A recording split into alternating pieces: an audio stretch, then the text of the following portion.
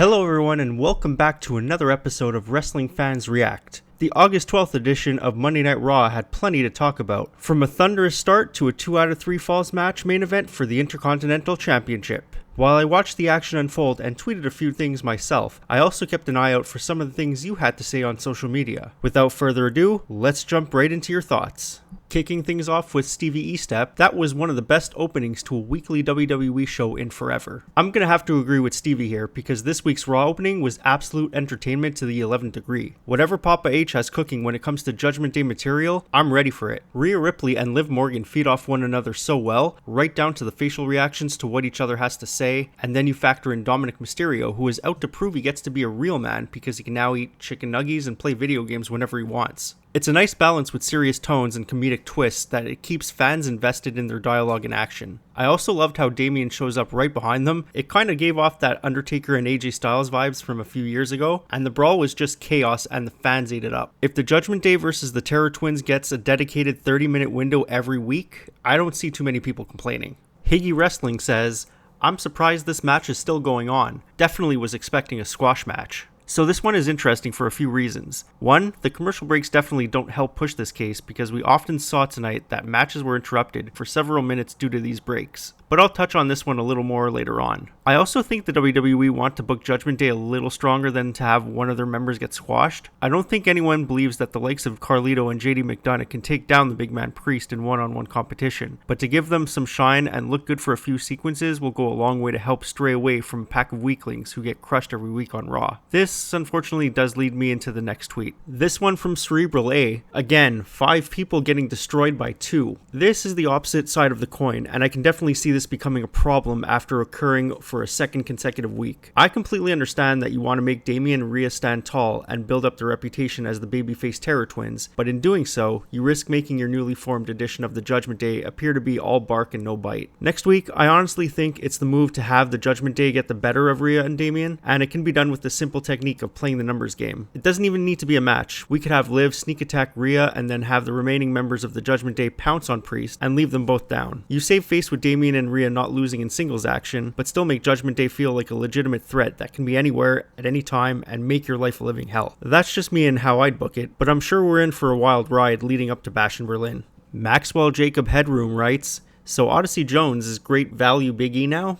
I can see some comparisons being made between the two for obvious reasons. Both are big men that can move, are quick and powerful, and are very entertaining to watch in the ring. Where Odyssey Jones is a bit different, from my perspective at least, is that he comes off more peppy and jovial, whereas Big E has more of an intimidating approach to his power moves. That isn't to say that Odyssey Jones can't take himself seriously. We've seen him go toe-to-toe with guys such as Javier Bernal, Carmelo Hayes, and LA Knight down in NXT, and he was able to hang with all of them and not look out of place. Meanwhile, he was also featured in some squash matches where his humorous side came out as he pummeled 2 inferior opponents. I think when you include him in the New Day, that's where people begin to see too much Big E in him, especially with Big E being out due to his neck injury and leaving a giant hole that hasn't been filled up until now. It's too soon whether Odyssey Jones becomes a full-fledged member of the New Day, or if Xavier Woods sticks around long enough for that to happen, as we saw with his body language after Odyssey's match. Inkling Mario writes, "Definitely cool to see Bo Dallas' perspective on how the Wyatt Six had their debut match in the same city the Wyatt family made their main roster debut 11 years ago. First of all, thank you for making a guy in his mid-30s feel that much older with this sentiment. But on a serious note, how great was this? We all knew once their match was announced that, even though it was a bit disappointing to not have their debut at SummerSlam, the same event that The Fiend made his debut, it made a whole lot more sense and sentimental value to debut them in the same town that the Wyatt family started their journey. What Bo Dallas has managed to do during this time as Uncle Howdy and the leader of the Wyatt Six is nothing short of phenomenal, and to this day, we have yet to see a bad promo, in-ring segment, or match, even if it's just one thus far. I can't count the number of times I had goosebumps during their segments, and yes, I did shed a few tears here and there too. It's such a beautiful homage to everything that Bray Wyatt and the Wyatt family stood for, and just to hear Shatter play in an arena in 2024 gives me shivers down my spine. This is a group that we want more of every week, which was a bit sad we didn't get to see them a week removed from their big debut win, but we still got an amazing video segment with Bo, so I can't be too upset.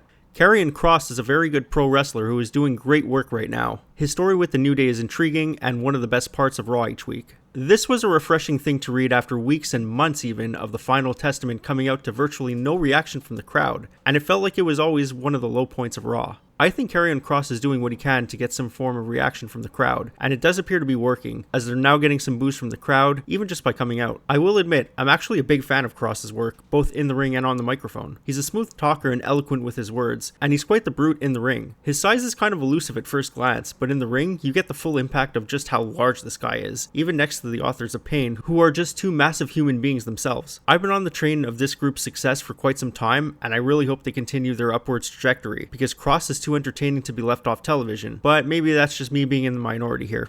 There's not much context to this tweet other than pointing out Obafemi being in the crowd for tonight's Raw. He'll be defending his North American Championship on NXT this week in an open challenge, and we got a potential glimpse into a candidate for his opponent in Otis, who got into a bit of a stare down before his match. Tonight's Raw had quite a few familiar faces, whether it was Candice Michelle or Mark Henry and his son Jacob, whom actually signed a contract with the WWE and will begin his journey into professional wrestling. Here's to another generation of people getting their ass whooped by the son of the world's strongest man.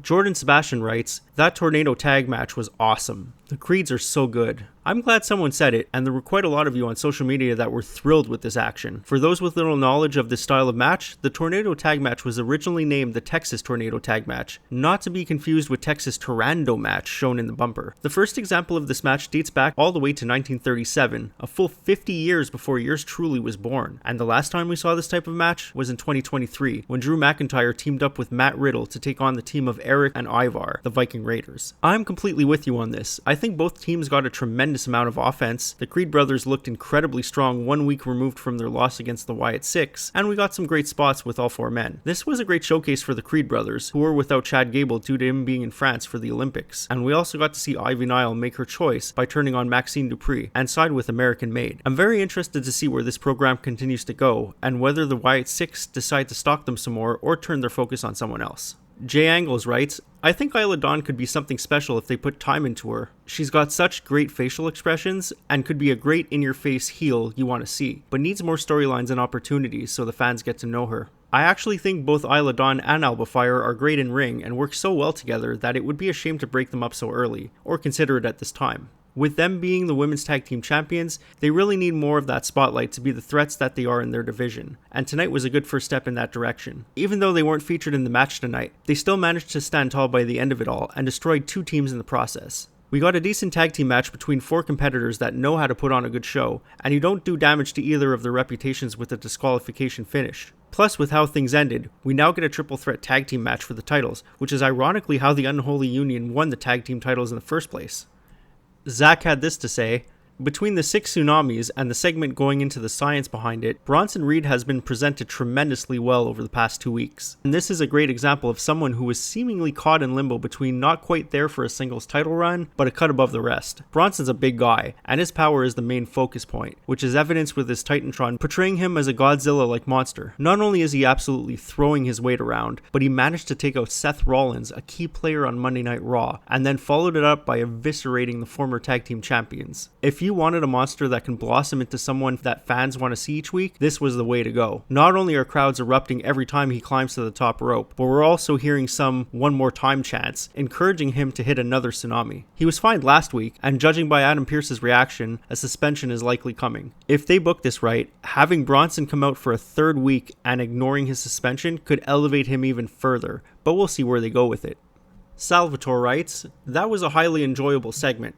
Orton spit fire on the mic, Gunther continues to be a great heel, and it even transitioned into more McIntyre and Punk build perfectly. Look, I completely agree, and I think Gunther has stepped up his promo work significantly during his hunt to become a world heavyweight champion. He's finding ways to provoke his opponent by using some of the greasier things from their past, whether it was Damian Priest's tough upbringing or Orton's family history and past behavioral issues. Everything just hits different when it comes from a European in a suit with a bravado personality, which is exactly what makes Gunther such a fantastic bad guy that people want to root for his loss, despite the fact that he puts on fantastic matches. I also love the transition as well, as bringing up McIntyre made sense due to his aspirations to become world heavyweight champion, and making his presence known to Gunther and Orton that he's still around, only to have Punk ambush him and whip him like a government mule. We're obviously not done with these two going at it, maybe even a trilogy. Hell, make it a 12-episode season to carry out the remainder of 2024. The use of the belt could lead to them fighting in a strap match, and I did see some call for a Hell in a Cell match at Bad Blood, which would make 3 consecutive matches with a special stipulation. Normally, I would think that's a bit overkill,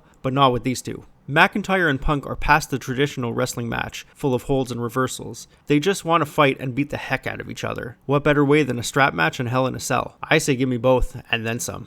This final post from Doug reads, 20 minutes with multiple commercials for a 2 out of 3 falls match was pathetic. Classic WWE. TV matches are always viewed as a joke. Now, I don't know about TV matches being considered as jokes, but I do understand that feeling that we're being put through too many commercial breaks during a 3-hour show. Personally, I'm not a fan of one occurring mid-match, as it takes me out of the element, and we saw that with the 2 out of 3 falls match. One moment, Braun Breaker is launching Sami like a lawn dart into the announcer area, and once we come back from commercial break, Sami is attempting a comeback. I did touch on this in last week's Wrestling Fans React, when a similar opinion was made with the commercial breaks and SummerSlam recaps, and it becomes more evident with that extra hour of television on Mondays. Look, we all know commercials do indeed happen and sponsorships need to be taken care of, and we won't see this change anytime soon, unfortunately. For now, it's one of those things fans will need to continue to deal with until the move to Netflix in 2025. And even then, I'm not sure what they do to keep sponsors happy. Maybe we get Michael Cole pulling out that bucket of Kentucky Fried Chicken. Maybe the LEDs around the ring and the barricades switch to a brand deal for a match or two. Heck, maybe ring canvas promotions become more normalized and are not tied down to the PLEs. I certainly hope none of these are the case, but we'll have to see once the move is made. Alright, that's it for me.